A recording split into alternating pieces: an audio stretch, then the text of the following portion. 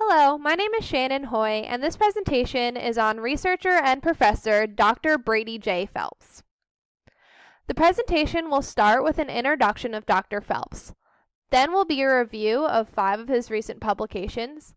Following that will be a discussion about his contribution and relevance to applied behavioral analysis as a field.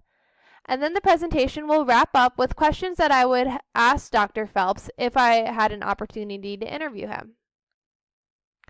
Dr. Phelps is currently employed by and conducting research at South Dakota State University.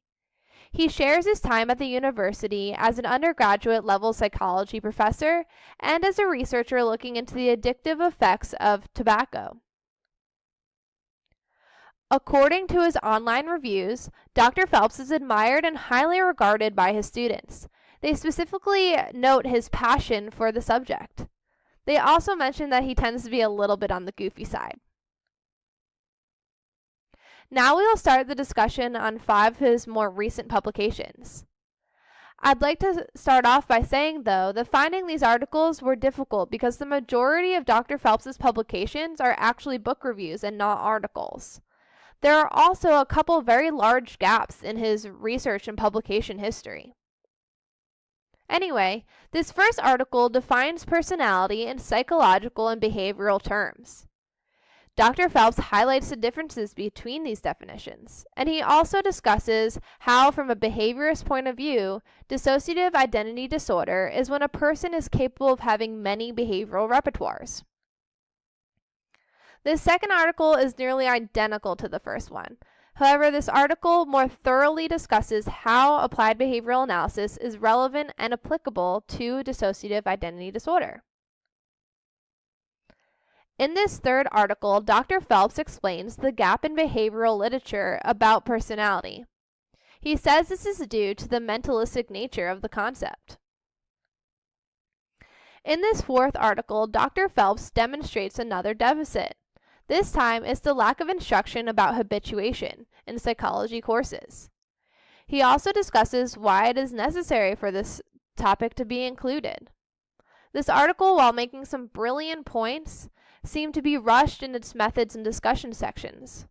I imagine that this is not a result of poor writing skills, but rather a word count cap. I do wish, though, that Dr. Phelps had more of an opportunity to discuss the results of his primary research. In this final article we will review, Dr. Phelps discusses the difficulty that scientists face when trying to gain public belief and acceptance of their research findings. He assigns blame of this difficulty to the popularity of pseudosciences. Although this article is rather dated, with it being published in 1992, its message is still highly relevant. As behavior analysts, we are commonly working with families or teachers who may not be totally familiar with the principles of ABA. So it is up to us to understand what prejudices and uninformed opinions that individuals may have about ABA as a field and as a practice.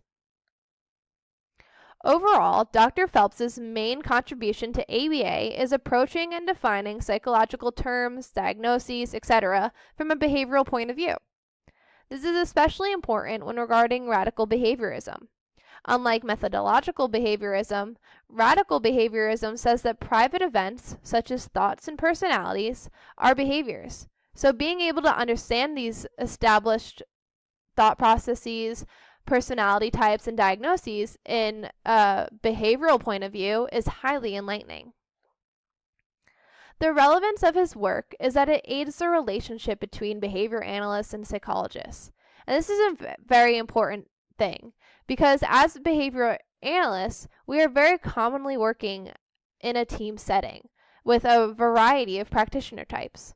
Unfortunately, behavior analysts are often viewed as being arrogant and sometimes being difficult to work with within a team setting. So Dr. Phelps's work, and him as a person, are setting a great example for us all. Finally, if I were able to conduct an interview with Dr. Phelps, I would ask him the following questions. Why was so much of your career dedicated to dissociative identity disorder? How does he managed to avoid mentalistic explanations in his research and lectures?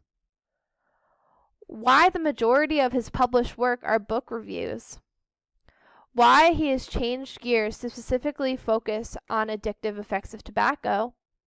And if he would identify himself as a radical behaviorist. For more information about Dr. Phelps, check out these sources. Thank you so much for watching, and see you next time.